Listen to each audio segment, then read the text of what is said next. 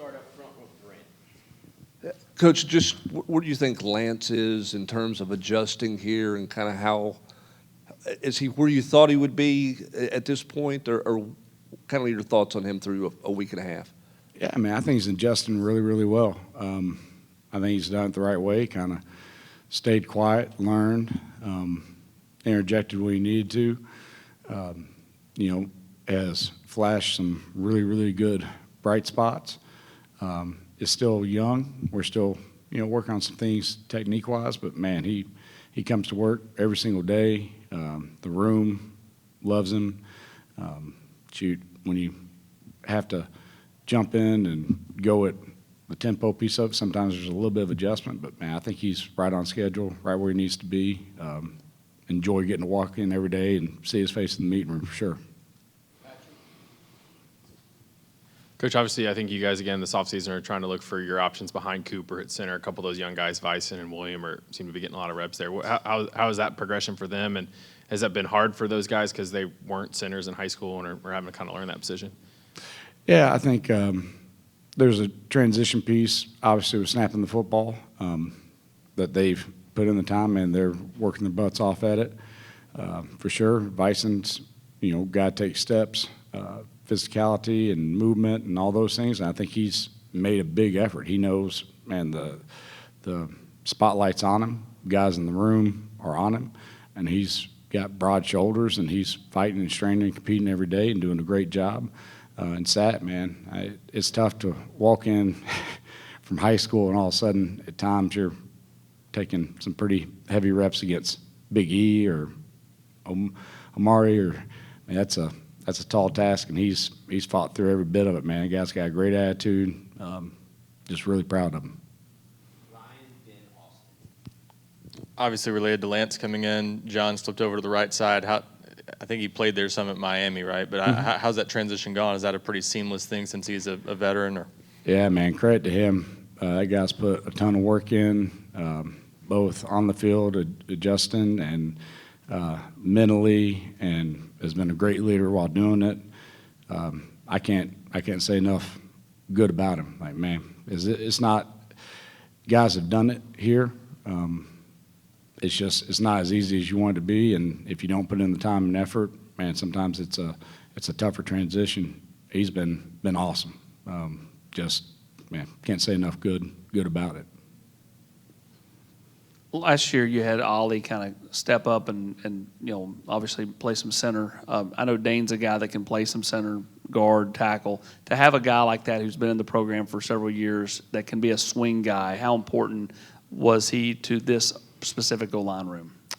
Yeah, Ollie last year, man, it was like a bouncing rubber ball. That poor guy had to move and got banged up and fought through everything. And Dane's kind of picked up where he left off. One, leadership-wise, like he's helping command some of that room. He's, gotten, hey, I need you at left guard. Man, action, I need you at right guard. Oh, crap, I need you to jump in there at center. You know what? Hey, I know you already played all three, but can you go back out to right tackle? And he doesn't miss a beat. And, I always feel so bad as I walk up to him, I got this face, he's like, I got it. And he knows that, man, I got to bounce over here for us to be our best at practice today. And shoot, man, he just goes out and does it. And I think earns the respect of that room, the way he fights through it every single day and doesn't say a word and just knows everything so stone cold. With Lance Hurd, what about his skill set makes him a good fit for this offense, and what's going to be the biggest challenge for him in it? I think, one, man, the guy's got unbelievable length and natural ability, so protecting the passer is going to be a big improvement, and he's just a big human. The ability to go move four eyes in the run game, I felt like Nell, that's where he changed our run game a lot, that he could go and just den a four eye. I feel like Lance is going to have that ability too. I don't know if it's necessarily the offense or just, man, he's still – he got to LSU in the summer, had to play in the fall. Like, he's really just going through his first offseason.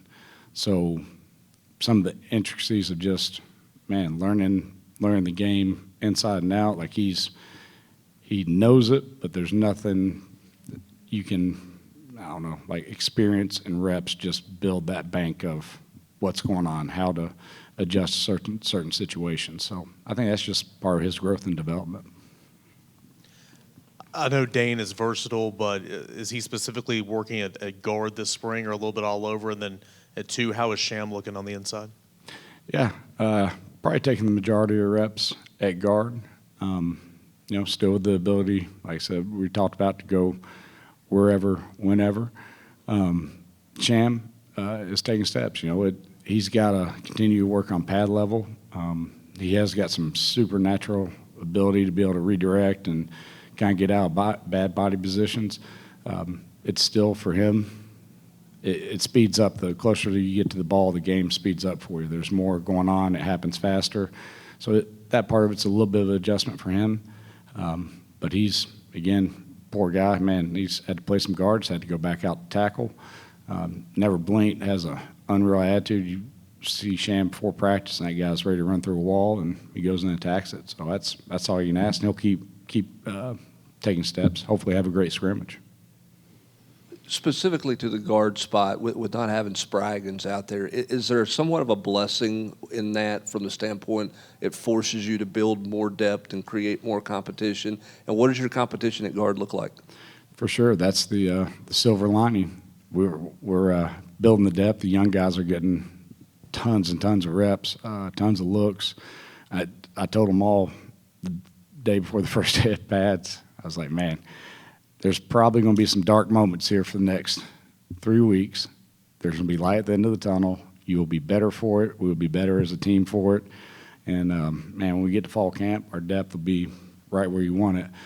Right now, at guard, Lamp's had a real solid spring at right guard.